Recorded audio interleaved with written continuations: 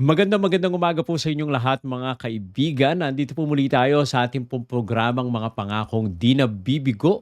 At tayo po ay nagpapasalamat sa ating Panginoon na tayo po ay ginising ngayon. No? At taglay-taglay ang buhay at kalakasan.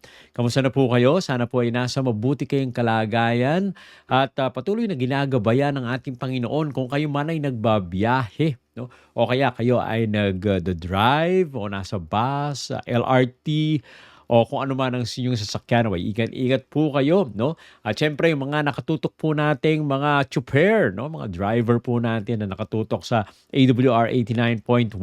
Magandang umaga po sa inyong lahat. Yan. Binabati rin po natin ang ating po mga kapatid, mga kaibigan na nanonood dyan po sa Alicia, sa Tirad View, Santiago, Isabela, sa Ilocos Sur, Dipakulaw at Baler. Pati na rin po sa Nueva Ecija, Pampanga, Tarlac, Pangasinan, Bataan, sa Zambales, Bulacan at and all the way to the south of Manila, sa Cavite, Laguna, Batangas, Mindoro. Siyempre, binabati po natin ang mga listeners po natin dito sa Mega Manila. Kayo po ay nakikinig sa AWR 89.1. Ito po ang inyong Kuya Bong sa programang Mga Pangakong Di Nabibigo. Yan. Kung meron kayong gustong batiin, humingi ng libreng libro, o kaya naman ay meron kayong mga questions, no? Mag-text lamang po kayo sa 0917-1742777 o kaya naman sa 0918-944-7891. So, yan po ang ating po mga numbers, no? Ano po ba ang mga karaniwang sinasabi o hinaing ng mga tao ngayon? No? Ito po yung mga tanong nila. Bakit maraming nagdurusa sa mundo? Oh, talaga naman. Ito ay mga questions na talaga hindi matapos dahil marami talaga ang mga nagdurusa sa mundo. Hindi ba mahal ng Diyos ang mga tao? No? Oo, mahal. Alam natin na mahal tayo ng Diyos. Binigay na nga niyang kanyang bugtong na anak para tayo ay iligtas. Pero yan pa rin ang mga questions na dumadating sa atin. Saan hahanap ng tulong ang mga tao? Yun ang isang malaking question. Sino ba ang maaaring tumulong doon sa mga tao na nangangailangan ng tulong? Ang Diyos ba ay talagang pag-ibig? O yan. Ang sabi po sa banal na kasulatan, ang Diyos ay pag-ibig. God is love. No? At kung tayo ay nagtitiwala sa ating Panginoon, mararanasan po natin itong pag-ibig na ito. Kaya naman, dito po sa ating pong programa, no, titingnan po natin ang ilan, o marami na mga nakasulat sa banal na kasulatan. At ating pong titingnan yung mga pangako ng ating Panginoon na hindi nabibigo. Ayan. So tingnan po natin, ano po ba talaga, no, ang sagot dito, no? If God is good, why is there suffering? Ito ay isa sa mga valid questions ng mga tao ngayon. Kung mabuti ang Diyos, bakit may pagdurusa, no? Ang pangunahing text po natin ay galing sa Romans 8:18. Oh, isulat nyo na. Kung nandiyan na yung mga notebooks po ninyo, ay inyo pong isulat. Romans 8:18. Sabi po dito, yan. Romans 8:18. I consider that our present sufferings are not worth comparing with the glory that will be revealed to us. No? Ah, tama po pala, no? Binabanggit po dito na tinuturing daw po ni Pablo na yung mga kasalukuyan na pagdurusa po natin ay hindi maaaring ikumpara or hindi maaaring itumbas doon sa halaga ng kaluwalhatian na mahayag sa atin. Dahil dito po tingnan po natin magkakaroon ba kayo ng comparison? Yung buhay po natin dito sa mundo, 70 years or kung ikaw ay malakas-lakas, yung genes mo ay maganda, umaabot ng 80 or 90 years old na wala kang sakit. Okay? I-compare mo ito sa millions of years or eternity para pong nag-compare ka ng isang butil, no? Isang butil ng bigas o kaya naman isang butil ng sand. Okay? Sa dami ng mga butil, no, ng maliliit na bato, no, doon sa pampang. Parang ganyan ang comparison. Wala talaga pong comparison. Dahil binabanggit po dito sa Romans 8:18, I consider that our present sufferings are not worth comparing with the glory that will be revealed in us. Minsan yung tanong natin, bakit dito sa buong 70 years ng aking buhay, hindi man lamang ako tinulungan ng Panginoon? Okay, sige, sabihin na natin marami kang naging hirap, marami naging pasakit. Pero kung i-compare mo ito sa kaligtasan na binibigay ng ating Panginoon sa bawat isa atin, hindi pwedeng i-compare. Sabihin na lang po natin na 2,000 years. Okay? I-compare mo yung 70 years doon sa 2,000 years. Walang comparison. How much more yung thousands or eternity, walang katapusan na years. Okay? So ngayon po, tingnan po natin. Yung tanong po kasi na ito ay gumugulo sa mga puso at kalooban ng maraming mga tao sa matagal-tagal ng panahon. Kung ang Diyos daw po ay mabuti, mapagmahal at makapangyarihan, bakit niya pinapabayaan o pinapayagan ang sakit, yung pagkawala at kasamaan dito sa mundo? So yan po ang sasagutin po natin. Doon sa tanong, if God is good, why is there suffering? So ang sagot po dyan, if God is good, why is there suffering? Ang ating pong acronym ay PAIN. P-A-I-N. Sakit. No? Pain. O masakit. Yan. P, part of living in a fallen world. No? Ito po ay parte, no, nung ating pong pamumuhay dito sa magulong mundo o nahulog, nasadlak na mundo, nasaglak sa kasalanan. So yan yung P. A, no, A allows growth through trials. Nagbibigay daan pala ito ng paglago natin sa pamamagitan ng mga pagsubok. No? So pain. I invites us to trust and depend on God. Yung hirap na nararanasan po natin, ito po ay nagbibigay paanyaya sa atin na tayo po ay magtiwala at umasa sa Diyos. And letter N, not the end of the story. No? Hindi pa katapusan ng kwento. Hindi pa po yan ang lahat na period na. Dahil meron pang pangako ang ating Panginoon ng buhay na walang hanggan pag siya po ay dumating. So tingnan po natin. Letter P, part of living in a fallen world. Kasama pala po ito, bahagi pala po ito sa pamumuhay natin dito sa isang nahulog, no, o makasalanang mundo. Yan. Ang pagdurusa po ay bunga ng kasalanan at paghihimagsik ng mga tao. Nang pumasok po ang kasalanan dito sa mundo, hindi lamang po ito naapektuhan ang tao. No? Sinira din nito ang mismong nilikha ng ating Panginoon. Okay? Hindi lang po natin ma-imagine, mga kaibigan, kung ano talaga ang nandoon sa Garden of Eden. No? Dahil hindi pa po natin nakita yun. Walang si Adan at saka si Eva lang ang nakakita. Siguro sinabi lang nila na napakaganda ng Garden of Eden. Walang maikumpara. No? Or pwede rin naman sabihin na parang ganito. Parang ganyan. Pero hindi ganyan. Hindi ganyan to. Kung kayo ay titingin sa isang lugar kung saan napakaganda ng tanawin, hindi pa daw po yun. Kalingkingan lang daw yun. So Genesis 3:17, ito po ang sabi, curse is the ground because of you. No? Sumpain ang lupa dahil sa iyo. Yan po ang binanggit po dito. No? Na nung pumasok yung kasalanan, anong nangyari? Sinumpa ang lupa. Dahil doon sa nagawang kasalanan ni Adan at saka ni Eva.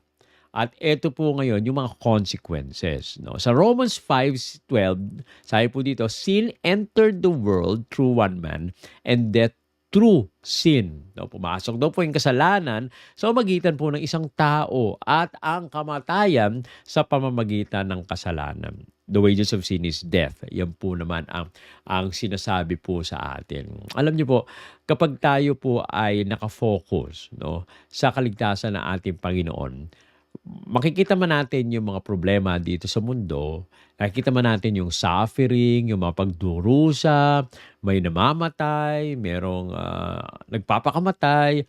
Yan po ay ano lang parte or bahagi lang ng buhay natin dito sa makasalanang mundo.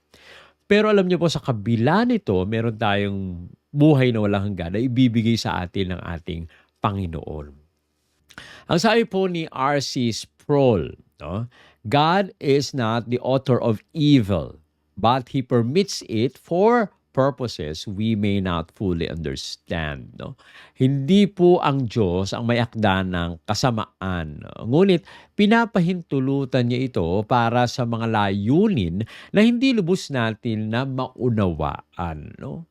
Minsan po talagang mag-question tayo na bakit ganito ang ginagawa ng ating Panginoon. Pero alam niyo po, ang pinakamaganda po pala nating gawin ay hilingin natin sa Panginoon na ipaintindi po sa atin. Ang maganda po kasi, mga kaibigan, ay lumapit tayo sa ating Panginoon, yung mga bagay-bagay na hindi po natin naintindihan, tanong po natin sa Kanya, Panginoon, ano po yung plano mo na bakit po nangyayari sa buhay ko ito? Maaari mo po bang ipaliwanag at maaari mo po bang sabihin sa akin? Alam niyo po, kapag ganyan ang panalangin po ninyo, God is willing to explain to you, no? Ipaliwanag sa iyo kung bakit ganyan. Naiisip mo po ito, ang banal na spirito kumikilo sa puso mo para iyong lubos na maintindihan. No? Ang sabi po ni Ravi Zacharias, the world is not as God created it to be. It's as we made it through sin. No?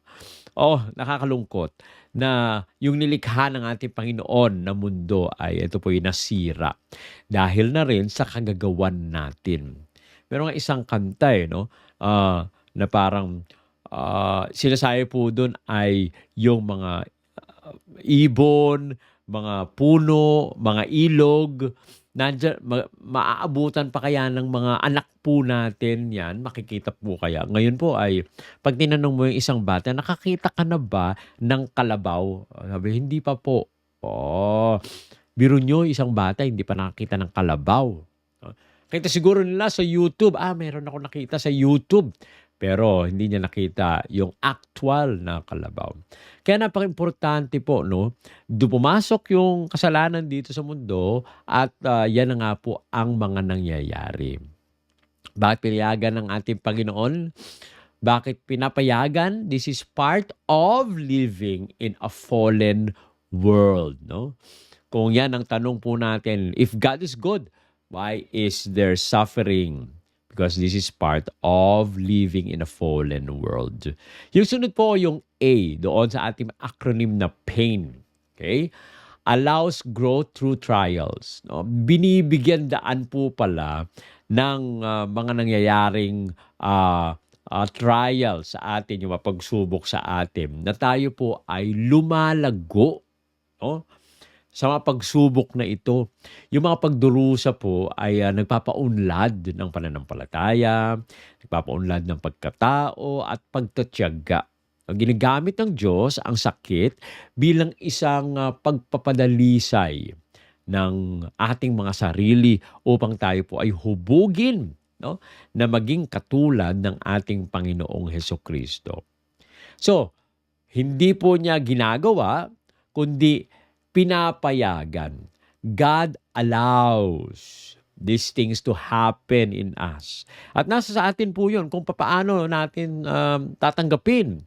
Matututo po ba tayo o tayo'y mag-give up o magagalit tayo sa ating Panginoon?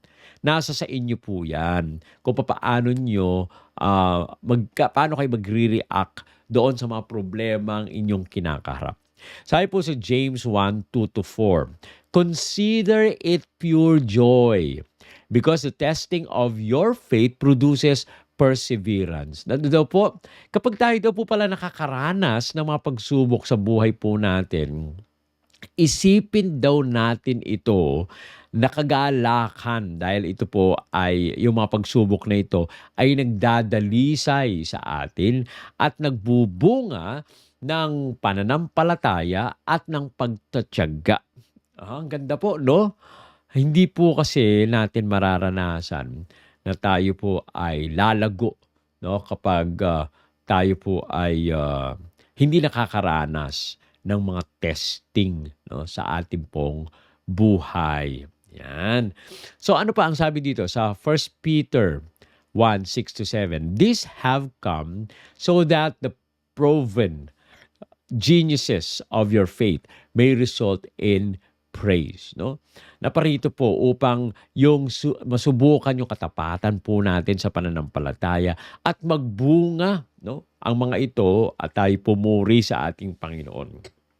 Napakabuti ng ating Panginoon na hinahayaan o binibigyan tayo ng pagkakataon na maranasan ng mga ganito at nagpapatatag sa ating pong mga pananampalataya. Hindi ba kayo pumupuri at nagpapasalamat sa ating Panginoon na tayo po ay patuloy na ginagabayan ng ating Panginoon? Alam niyo po, sa isang klase kasi hindi lalago ang isang tao, hindi malalaman nung teacher kung natuto yung kanyang estudyante, kung hindi siya mag-quiz o kaya ng exam, kung walang mga requirements, no? Yan po talaga ay ginagawa upang tayo po ay lumago. Sabi po ni C.S. Lewis, pain is God's megaphone to rouse a deaf world. Ganda po, no? Ang sakit daw po ay isang megaphone o isang speaker o malakas na speaker ng Diyos upang pukawin ang isang binging mundo. Tayo po ba ay nagiging bingi? Or nagbibingi-bingihan? Lagi yung sinasabi ng nanay ko, no? Sabi niya, ang hirap gisingin ng taong gising. Or mahirap gisingin ang taong nagtutulog-tulugan. Mahirap talaga. Kasi pagka tulog talaga yan at inuga mo, nagugulat yan, nagigising. Pero kapag gising na siya at nagtutulog-tulugan, ay hindi mo talaga magigising yan. Sabi po ni Elizabeth Elliot, suffering isn't the absence of God's love. It may be the presence of His deeper work. No? Ang nangyayari na pagdurusa po natin ay hindi kawalan ng pag-ibig ng Diyos, no? Na nangyayari po ito sa presensya ng mas malalim na gawain ng ating Panginoon. Kung titingnan lang po natin at hindi tayo magrereklamo at isisiya sa atin yung ating mga puso kung bakit nangyayari ang mga bagay na ito, maintindihan po natin ang kilos ng ating Panginoon. Okay?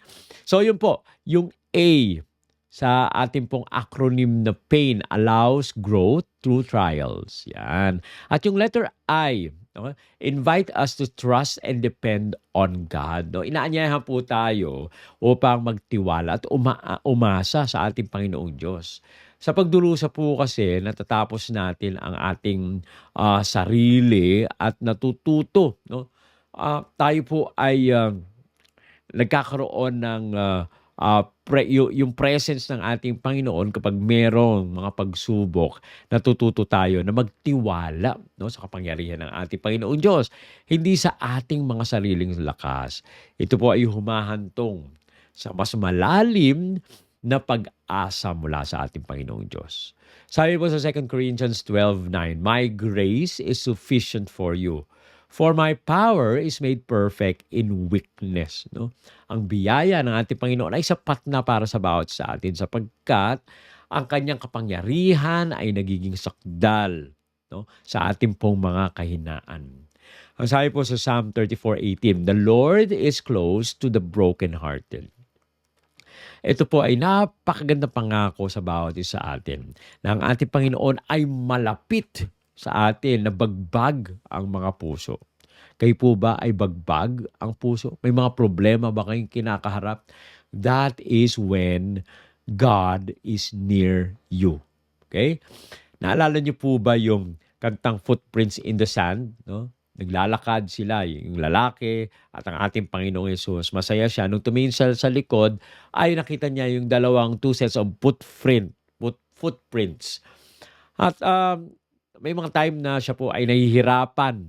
At sabi niya, bakit ganun ang problema ko sa buhay? Nung lumingon po siya ay nag-iisa na lang yung footprints.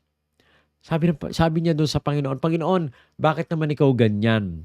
Kung kailan ako ay nahihirapan at maraming mga problema, iniiwanan mo ako. No? Ang sabi ng Panginoon, those are the times, nung isang set of footprints lang ang nakita mo, those are the times when I carry you. Di ba po? Talagang ating Panginoon ay lubos na nagmamahal sa atin. Sabi po ni Joni Erickson Tada, okay, sometimes God allows what He hates to accomplish what He loves. Minsan daw po, pinapahintulutan natin Panginoon na maranasan po natin ang mga bagay-bagay na ayaw ng ating Panginoon upang ma-accomplish, maisagawa ng ating Panginoon yung nais niya sa ating pong buhay. Sabi naman ni Max Lucado, when we are weak, God is strong. Suffering invites us to lean on His strength. No? Kapag tayo daw po ay mahina, ang Diyos po ay malakas. Ang pagdurusa ay nag-aanyaya sa atin na manalig tayo sa lakas ng ating Panginoong Diyos. No? Kayo po ba ay nananalig sa lakas ng ating Panginoong Diyos? O tayo po ay nag-give up? Pag dumadating na may problema, give up na tayo. Minsan nagagalit pa tayo sa ating Panginoon. Minsan nawawala na tayo ng tiwala sa ating Panginoon. O wag nawa po sana, no? Bagkus tayo po ay manalig sa lakas ng ating Panginoon. So yan po yung I, invites us to trust and depend on God. Kapag tayo nakakaranas ng mga problema, no? Ito po ay nag-aanyaya sa atin na magtiwala sa ating Panginoong Diyos. At ang pinakahuli, yung letter N, not the end of the story. No? Hindi pa po katapusan ng kwento po natin. Yung pagdurusa ay pansamantala lamang. Kay Kristo, mayroon tayong pag-asa ng pagpapanumbalik, katarungan at walang hanggang kagalakan. Ang dinaranas natin ngayon ay magbibigay, no, sa atin ng patuloy na pagtubos ng ating Panginoon. Tayo po'y babalik sa ating Panginoon at tayo po ay lalong mapapa sa ating Panginoon. Sa Revelation 21:4, ito ang sabi, He will wipe every tear. There will be no more pain, nor death, nor mourning, nor crying. No? Ang ganda po. Ngayon ay umiiyak tayo. Ngayon ay nakakaranas po tayo ng kamatayan. Ngayon ay tumatangis tayo, nagdadalamhati tayo, mayroong mga sakit. No? Pero darating ang panahon, no, sa pagbabalik ng ating Panginoon, papahirin niya ang bawat luha. Ang ganda po. Na tayo ay magiging masaya kasama ng ating Panginoon. So Romans 8:28, in all things, God works for the good of those who love Him. Sa lahat ng bagay, gumagawa ang Diyos para sa ikabubuti ng mga umiibig sa Kanya. Kaya nga, kailangan po tayong magtiwala sa ating Panginoon. Magtapat tayo sa ating Panginoon. Na kapag tayo po ay nakakaranas ng problema sa ating pong buhay, remember, hindi pa katapusan ng kwento po natin. Ang katapusan ng kwento po natin ay ang pagbabalik ng ating Panginoon kung saan magkakaroon tayo ng buhay na walang hanggan. Actually, wala palang katapusan. Yung kasiyahan po natin ay walang katapusan dahil tayo ay makakasama ng ating Panginoon magpasawalang hanggan. Okay? Dito po sinabi ni Thomas More, earth has no sorrow that heaven cannot heal. No? Ang lupa ay walang kalungkutan na hindi pagagalingin ng langit. Nakakaranas kayo ng problema? Nakakaranas kayo ng sakit, pasakit, at mga kung ano-ano ang mga hindi magagandang mga nangyari? Ito po ay pagagalingin ng Panginoon na nasa langit. Isang unknown law author, ang sabi po niya, for the Christian suffering is not a period. It's a comma in a bigger story. No? So, hindi pa tapos ang lahat. Kung nakakaranas kayo ng problema, At ang tanong natin ay, kung mahal tayo ng ating Panginoong Diyos, bakit nangyayari ang mga problema dito sa mundo? Okay? O pansamantala lamang po ito. Because it is not yet the end of the story. Ang ating Panginoon ay patuloy na nagmamahal sa atin. Alam niyo po, ang kabutihan ng Diyos ay hindi nangangahulugan ng isang buhay na walang pagdurusa, kundi isang buhay na puno ng layunin, puno ng presensya at pag-asa kahit nasa sakit. No? Sa pamamagitan po ng sakit, no? Pinapaalala sa atin ng ating Panginoon na ang mundong ito ay wasak. No? Hinuhubog tayo na maging katulad ng sa larawan ng ating Panginoon. Inilalapit tayo ng ating Panginoon sa kanyang sarili at itinuturo tayo sa walang hanggan. No? Kaya tandaan po natin yung ating acronym PAIN, P, part of living in the fallen world. Yung mga nangyayari sa mundo ito, it's part of living in the fallen world. A allows growth through trials. I invites us to trust and depend on God and end, not the end of the story. Kung nagdurusa man tayo, no, alamin natin ito na nakikita tayo ng Diyos. Siya po ay nagmamalasakit. No? Malapit siya sa bawat isa sa atin. At ang kanyang layunin, tayo po ay lalo pang maipalapit sa Kanya at maranasan natin ang kapayapaan. Tayo po ay manalangin. Ama namin banal, Diyos na nasa mga langit ka. Muli po kaming lumalapit sa inyong banal na harapan. Ipapasalamat po kami sa pagkakataon na kayo po ay makapag-aral ng inyong banal na salita. Patuloy nawa po, Panginoon, na kayo ang siyang makita po namin. Makakaranas mo kami ng mga problema dito sa buhay namin sa mundong ito dahil sa kasalanan, anuman ang mga nararanasan naming sakit, mga problema at mga pagdadalamhati. Alam po namin na ito ay pansamantala lamang. Nagbibigay ng kalakasan sa amin at kayo ay lalo pang napapalapit sa amin. Patuloy po na palaksin kami at bigyan kami ng tiwala at pananampalataya sa inyo. Maraming salamat sa pagdinig sa aming dalangin sa pangalan ng aming Panginoong Hesus. Amen. Amen. Maraming salamat po mga kaibigan sa inyong patuloy na pagsubaybay sa ating pong programang Mga Pangakong Di Nabibigo. No? Kung meron po kayong gustong panoorin ulit at reviewin na ating pong mga programa na nakaraan, ay mag-login lamang po kayo sa Facebook page ng Adventist World Radio Manila. No?